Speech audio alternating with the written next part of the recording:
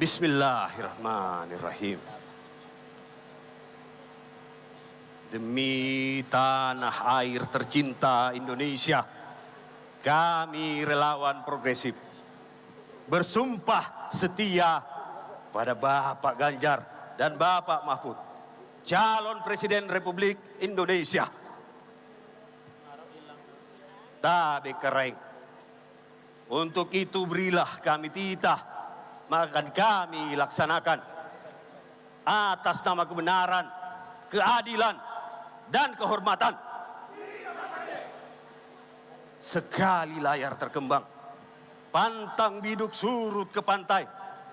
Bagi kami memutar haluan dan kemudian memutar kemudi adalah hal yang mustahil hanya karena badai yang kencang. Karena bagi kami Kareng, lebih baik tenggelam daripada kembali. Ewako! Tabe Kareng, seandainya kelak kata-kata kami ini tidak terbukti, maka silahkan hinakan kami, hapus kubur kami, kutuk turunan kami, sampaikan kepada seluruh dunia bahwa kami hanya bisa berkata, tapi tak mampu membuktikan.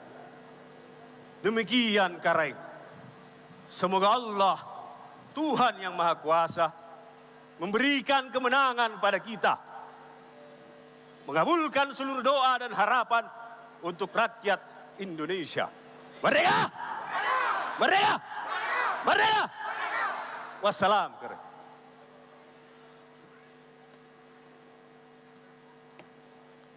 Tabe Jenderal. Tabe.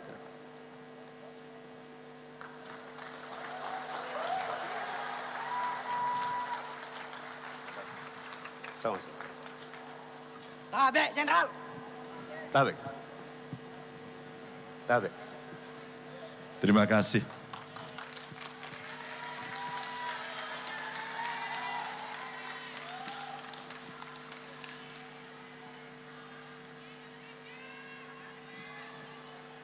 Udah betul belum ini?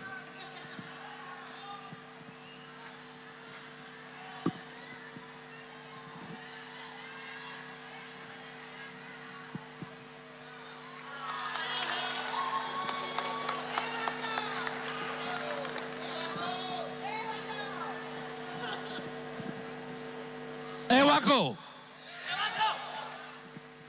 Assalamualaikum warahmatullahi wabarakatuh. Selamat siang, salam sejahtera untuk kita semua, Om Swastiastu, Namo Buddhaya, Rahayu. Kawan-kawan yang sangat saya hormati, Mas Aca terima kasih sudah mengajak para pengusaha hadir untuk memikirkan apa yang menjadi keresahan anak bangsa. Problem ekonomi. Bung Eka terima kasih menjadi pionir dari seluruh kekuatan ekonomi yang ada di Indonesia dan akan digerakkan itu. Dan seluruh hadirin yang sangat saya hormati, sangat saya muliakan. Saya baru pulang tadi malam. Setelah 6 hari berkeliling dari ujung timur Indonesia ke tengah. Saya berjumpa dengan sedemikian banyak orang. Ada pertanyaan yang menarik masuk kepada saya. Pak Ganjar, hampir titik-titik yang Pak Ganjar datangi adalah daerah dengan suara atau potensi suara pemilih kecil. Kenapa Pak Ganjar tidak konsentrasi pada daerah dengan suara besar? Itulah pertanyaan jamak yang selalu muncul bahwa seolah-olah sebuah kepemimpinan itu lahir hanya dari cerita banyak-banyakan. Buat saya dan Pak Mahfud, tidak. Sebuah kepemimpinan amanah rakyat itu mendengarkan yang paling kecil, yang paling terpincil, dan yang paling banyak membutuhkan. Itu adil. Bapak Ibu, saya dengarkan suara saudara-saudara kita. Para petani hari ini mengeluhkan soal pupuk langka dan obat mahal. Hari ini saya menemukan di banyak titik sama. Rasanya apa yang sudah diikhtiarkan pemerintah, bahkan terakhir kemarin Pak Presiden sampai di Papua merespon itu, kita siapkan pabrik pupuk di sana. Luar biasa. Kami pernah berdebat, bukan berdebat, bercerita dengan banyak orang bagaimana mengatasi ini. Apakah subsidi pertanian itu di input atau di output? Kawan-kawan pengusaha akan bisa melihat dan mendengarkan itu. Sehingga pada saat kami pernah berbincang, dan kemudian fotonya tersebar di banyak tempat, ada Pak Presiden, saya waktu itu gubernur, dan Pak Prabowo yang ada di Kebumen di tengah sawah. Kami berbincang bagaimana problem pupuk ini kita selesaikan. Hari ini sistem sudah mulai ditata. Kalau itu belum tuntas, biarkan saya dan Pak Mahfud menuntaskan. Kami bergeser Bapak Ibu di NTT, di NTB. Saya terharu, saya tersentuh dengan semangat anak muda. Mereka berkebutuhan khusus, para penyandang disabilitas. Rasanya mereka hari ini hadir di sini. Boleh angkat tangan? Terima kasih. Mas Ajat, Mas Eka, terima kasih. Inilah bagian dari cara kita memperhatikan mereka yang berkebutuhan khusus. Inilah inklusivitas yang coba kita ciptakan agar aksesabilitas mereka setara dengan kita semuanya. Makasih, friend. Mereka kemarin juga menyampaikan kepada saya, Pak, apakah orang semacam kami dari komunitas yang juga bergerak mengharapkan sesuatu yang sama, boleh mendapatkan ruang dalam politik ini? Wow. Buat kami Anda harus ditaruh yang pertama.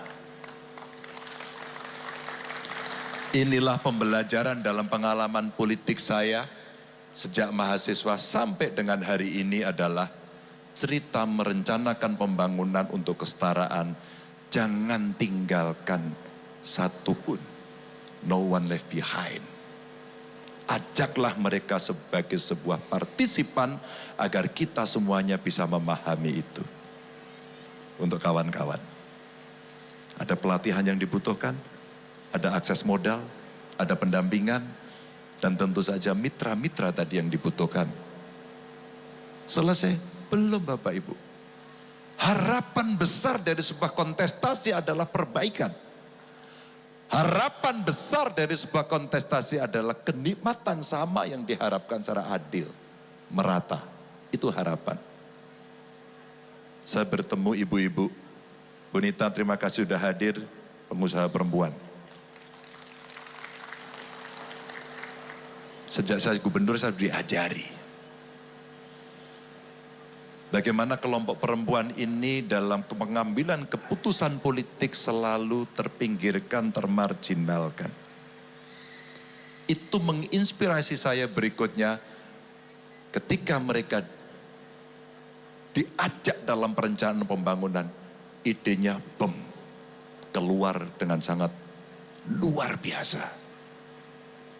Dan banyak sekali pengusaha perempuan, termasuk perempuan-perempuan rumah tangga, lebih tangguh dari laki-laki. Jauh lebih tangguh dari laki-laki. Bapak, Ibu, teman-teman, saya mengalami itu ketika menjadi gubernur dan menghadapi peristiwa besar di dunia ini. Menghandle COVID. PHK terjadi di mana-mana. Ekonomi hancur. jualan konvensional diusir oleh Satpol PP. Mereka harus bertahan. Maaf dengan segala hormat. Ketika bapaknya yang bekerja, ibunya di rumah, mengurus keluarganya, bapaknya kena PHK.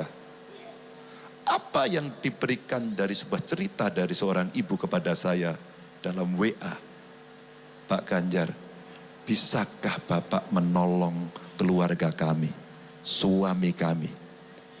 Ibu apa kebutuhannya? Tolong carikan kerja untuk suami saya. Kenapa? Karena kena PHK. Saya bertanya, bagaimana cara hidup ibu? Hari ini, sayalah yang mengambil alih sebagai kepala keluarga. Wow, perempuan. Ibu usahanya apa? Saya dagang dengan segala cara. Kisah itu Bapak Ibu yang menginspirasi saya kemudian untuk memberikan pelatihan agar mereka bisa bergeser dari cara jual konvensional masuk ke digital. Itulah yang menginspirasi kita untuk mendorong kelompok perempuan agar bisa sama sederajat dengan laki-laki termasuk dalam dunia usaha. Ini cerita penting. Itu juga yang menginspirasi saya ketika saya bertemu dengan seorang perempuan nelayan tidak bisa mendapatkan KTP yang bunyi pekerjaan di dalamnya adalah nelayan. Kades tidak mau berikan. Camat tidak mau. Bupatinya tidak mau. Mereka tidak menyerah dan orang itu bertemu dengan saya.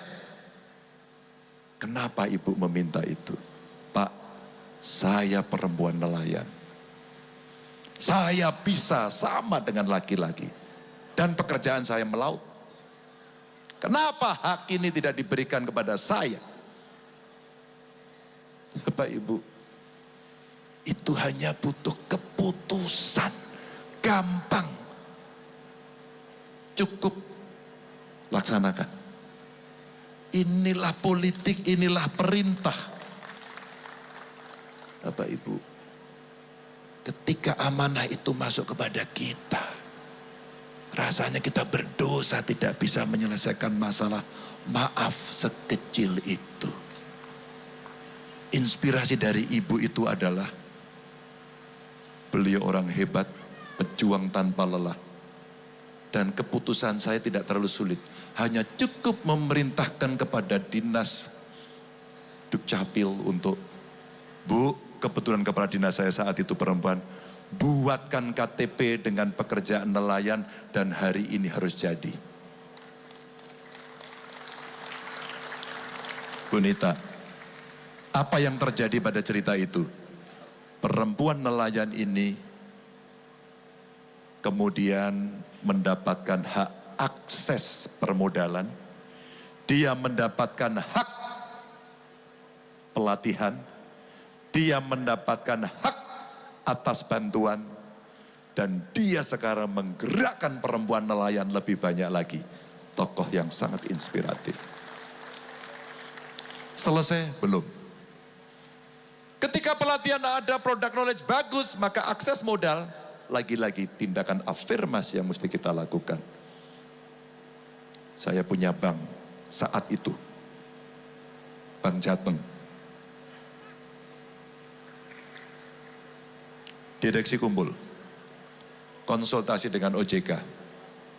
Di tengah situasi yang sulit seperti ini, suku bunga terendah, berapa yang bisa Anda bikin?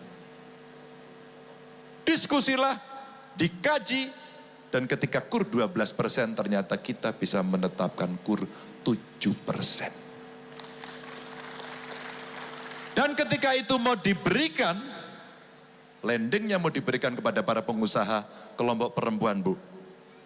Pak Ganjar, apakah kami bisa mendapatkan khusus untuk kur 7%? Semua ibu sama. Siap. Turunannya lagi, kemudian muncul, Pak, kami pedagang di pasar.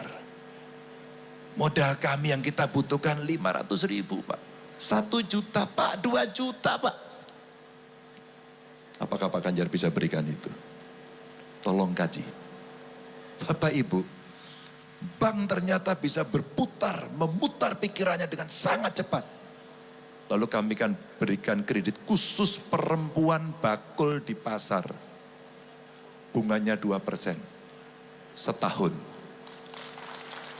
Bapak Ibu, ketika politik itu bisa kita agungkan dengan ketajaman mata pedang politik kita ayunkan untuk kebaikan, insya Allah tidak ada yang tidak bisa kita kerjakan. Apalagi didukung oleh kekuatan sebesar ini dan ada di seluruh Indonesia. Bismillah kita akan wujudkan itu. Dunia usaha, deklarasi progresif, menurut saya inilah kekuatan berikutnya. Izin kalau boleh saya klaim, bagian dari tim besarnya Ganjar Mahfud. Inilah program yang real, yang konkret, yang mesti dijalankan tidak usah menunggu pilpres. Sekarang berjalan, kemarin sudah berjalan, dan ke depan harus lebih cepat dan sat-set itu akan berjalan. Ketika pengusaha-pengusaha muncul Bapak Ibu, biasanya ada kesulitan setelah akses modal adalah pemasaran. Hadir hari ini Pak Hendi. Pak Hendi boleh berdiri nggak? Kenapa khusus? Beliau sebagai pimpinan Taruna Merah Putih. Saya tidak sebut jabatannya.